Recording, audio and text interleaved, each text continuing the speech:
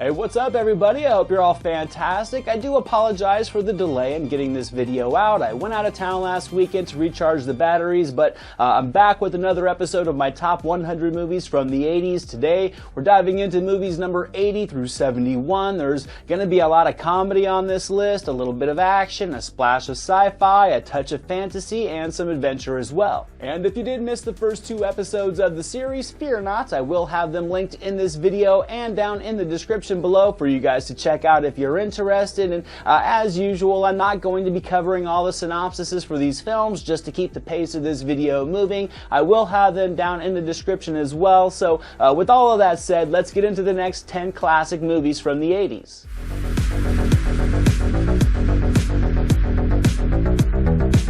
Kicking this list into gear at number 80 is a movie about an American cop in Japan. It's their country, their laws, their game, but Michael Douglas plays by his own rules in the 1989 Ridley Scott action thriller Black Rain, co-starring Andy Garcia, Ken Takakura, and Kate Capshaw. Michael Douglas really soaks up the scenery in this gritty thriller. He does kind of feel like a play on Martin Riggs, but I definitely think he sells it to bring this action flick its own bold, charismatic lead. The international locations are fun and vibrant, and while this movie delivers its textbook action, the story does explore the characters and the different crimes, with Scott's direction giving it a mysterious atmosphere. Andy Garcia, Kate Capshaw, and Ken Takakura are great supporting characters.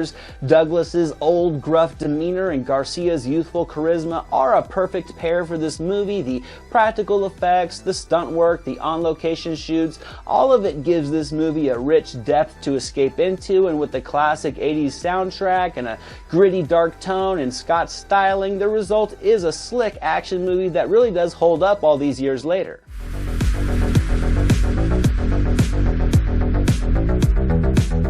Coming in at number 79 is a little comedy about a guest that wasn't invited. He's not really an intruder and he's not exactly a friend. However, he is becoming part of the family in the Bigfoot classic from 1987, Harry and the Hendersons, starring John Lithgow, Melinda Dillon, and of course, Harry. I think this is just a lighthearted family adventure that can deliver a wave of charming emotions and amusement overall. Harry adjusting to his new human family provides waves of sight gags and fun physical humor. The connection between Lithgow and his family with Harry, I think, results in just an effectively lovable appeal, and the story weaves just a solid threat to this happiness to create a delightful, engaging plotline. I mean, it's all a bit dumb, but it takes itself just serious enough to complement its self-awareness. The practical effects are nicely crafted, and the on-location shoots give the movie, I think, just a warm, homey vibe. Harry's animated expressions and gestures bring him to life both comically and dramatically, and Lithgow's timing is just natural throughout this movie, and this is just, I would say, a fun, feel-good movie with a timeless charm to it.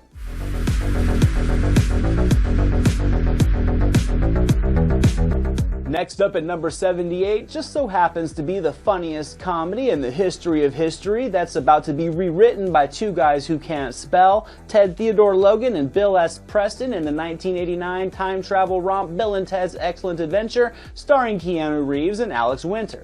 I would say this movie is just mindless fun at its best, but underneath it all is a clever plotline with a lot of witty dialogue and banter between the characters. I mean, this movie coined countless catchphrases from my childhood playground days. Reeves and Winter are a perfect pair as the bumbling but endearingly lovable Bill and Ted. Their timing and chemistry together are just hilarious as they venture across time periods of history. It really is a spirited time travel flick wrapped inside of a high school coming-of-age story, and it just all works.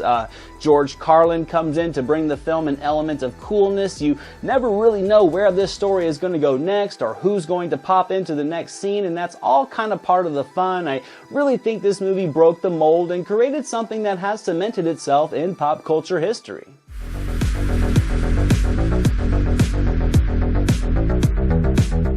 Do you remember when buddies were buddies and girls were a mystery and you just couldn't wait to grow up? Well, that's the case for young Josh in my number 77 pick, Big from 1988, starring Tom Hanks, Elizabeth Perkins, Robert Loggia, and John Hurd, from director Penny Marshall. I would say Big is another timeless comedy that can certainly connect to the kid inside of us all. Tom Hanks delivers a wide range of comedic acting that will without a doubt lure you into his charm and just have you loving his character. It's a fun, fresh story with a tightly written script that I think does balance humor, drama, and fantasy with ease. I mean, I watched this movie countless times growing up as a kid. I still come back to it every couple years. Hanks is known for his drama now, but in the 80s when he was playing for laughs, I mean, there were few better at the craft. His animated performance and his physicality in this movie just truly does capture a boy inside of a man to sell this plot with Elizabeth Perkins, Robert Loggia, and a young Jared Rushton filling out the cast just perfectly. It's a silly premise, but it is crafted with care, and that's why I think Big will always be a comedic classic.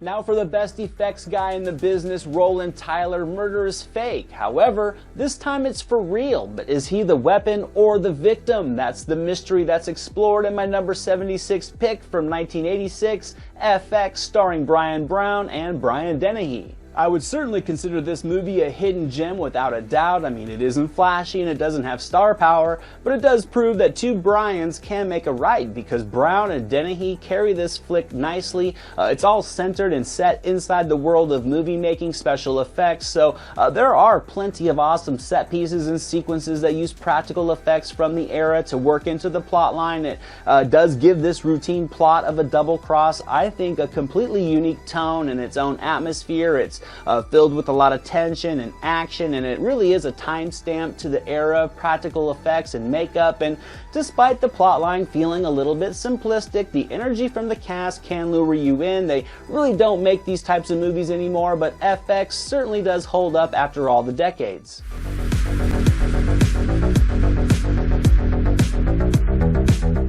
Now this next movie coming up at number 75 is about a guy who's guaranteed to put some life in your afterlife. You can say his name once, you can say his name twice, but do you dare say it 3 times? That would be 1988's Beetlejuice, starring Michael Keaton, Gina Davis, Alec Baldwin, Winona Ryder, and Catherine O'Hara, from director Tim Burton. I would say Beetlejuice really is the textbook definition of creative ambition. This film is just unique from start to finish. It's filled with fantasy and humor, and it's just a pure mental escape. The cast from top to bottom is just impressive. Davis, Baldwin, O'Hara, Jones, Shattuck, Ryder, everybody delivers a great performance, but we all know the true standout is Michael Keaton. He delivers a career-defining performance. He's just comically phenomenal from start to finish, and really the key to this movie, to this plot, and just to the vibrant fantasy is the actors selling it, and they absolutely do. You can tell they're having a blast in these characters,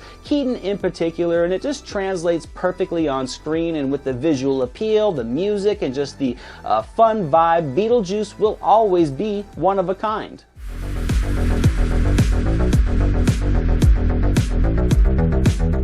My number 74 movie is about 3 bachelors in the prime of their lives living in New York City until they find a baby on their doorstep. They end up changing her diapers. She ends up changing their lives in the 1987 comedy 3 Men and a Baby, starring Tom Selleck, Ted Danson, and Steve Guttenberg, directed by Star Trek Spock himself, Leonard Nimoy. Now this movie takes a simple but admittedly comical premise and just hits it out of the park with success. Selleck, Guttenberg, and Danson, I think, are just the perfect trio. Each of them deliver their own appealing qualities and their own brand of humor. I think this really does give the comedy, the character development, and the plotline progression a nice seamless balance throughout the runtime. The New York locations and a lot of upbeat 80s music just create a fun, charming atmosphere. There is this odd drug trafficking subplot that, despite feeling really out of place in this film, it does kind of help keep the pace going and it kind of fills the runtime. But I mean, despite all that, this movie just comes down to Danson, Guttenberg, and Selleck and the hijinks of them having a baby, which it does result in plenty of light humor and fun comical banter between the guys, all sprinkled in with some sincere drama and a lot of emotion. And I think seeing these eligible bachelors in their primes all becoming dads is a delight anytime you want to sit back and enjoy it.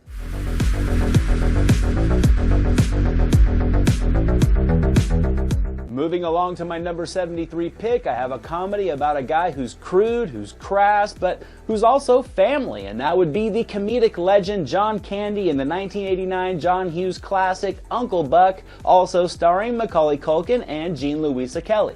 Now it's safe to say that in the realm of comedy, outside of Bill Murray and Chevy Chase, that John Hughes certainly helped curate my love of movies as a kid, and I certainly loved Uncle Buck. I couldn't get enough of this movie. John Candy carries this one with ease, using his charm and his screen presence and just his comedic genius overall. The dude's a slob and he's rough around the edges, but he's got a heart of gold, and Candy just nails all of these character dynamics to make this film work. He really is firing on all comedic cylinders here as he tries to babysit this family of kids. This brings plenty of adolescent laughs and sight gags and amusement and just classic John Hughes direction. Macaulay Culkin pre-Home Alone here was fantastic alongside John Candy, with Jean Louisa Kelly and her rebellion to Buck delivering some of the film's most classic moments. There's a heart to the plot, it makes all the laughs that much more effective, and this is just another feel-good flick from the 80s.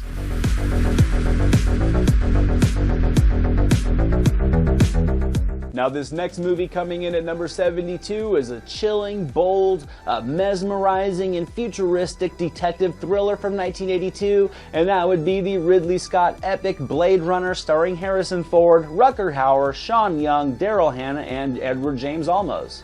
Now for me, Blade Runner was always a dark and foreboding but very alluring film to escape into growing up as a kid. The practical effects blended with the digital work create just a gritty, visceral, futuristic universe that I couldn't get enough of. Harrison Ford just calmly and capably and coolly just commands the lead of this film as this character. This is just a deep, relatively complex narrative with a lot of appealing pieces, all flowing together into one interesting story. It's immersive and climactic. It's eerie and tension-filled, a little bit seductive as well, and the ride is awesome.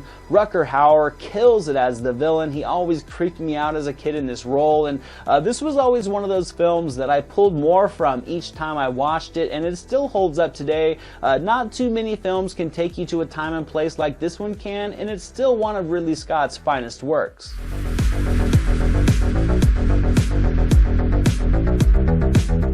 And we have reached the last movie in this video today. Coming in at number 71, I have another classic from John Hughes about a guy who only wanted to spend Thanksgiving with his family, but what he got was 3 days with a turkey instead in the timeless holiday romp Planes, Trains, and Automobiles, starring comedy legends Steve Martin and John Candy. Now this is just a fantastic road trip movie filled with endless comical situations and clever dialogue and banter and performances that are just fantastic. Martin and Candy together, I think, are comedic perfection. The humor is exaggerated, but it is relatable. That's why it hits. The charm from Hughes' script really pours out onto the screen to take you on a ride across the country like you have never had before. Martin is amusing as Neil, a guy who just wants to get home, who slowly crumbles as the hours pass, and Candy is hilarious as Dell, the drifter with a heart of gold and the hygiene of a dumpster. And I mean, watching Martin and Candy play off one another delivers just a timeless humor. There are so many memorable moments in this movie, from the airport to the hotel to the burning car out on the highway. The comedy in this movie is non-stop, and it's just actually lined with a little bit of sincerity as well that also allows the drama of this film to hit you in the sauce when you need it to. And that wraps things up. That's my list for today, guys. Another 10 great movies from the 1980s. I hope you enjoyed this video. Have you seen these movies? If so, what did you think of them? What are some of your favorites from the decade? Have you not seen any of these movies and are now a little bit interested? Let me know all the details in the comments below. Don't forget to check out the first 2 episodes of my Top 100 movies from the 1980s series, and be on the lookout for the next video coming real soon. So until then, thank you guys so much for watching. As always, you're all awesome, and I'll see you at the movies.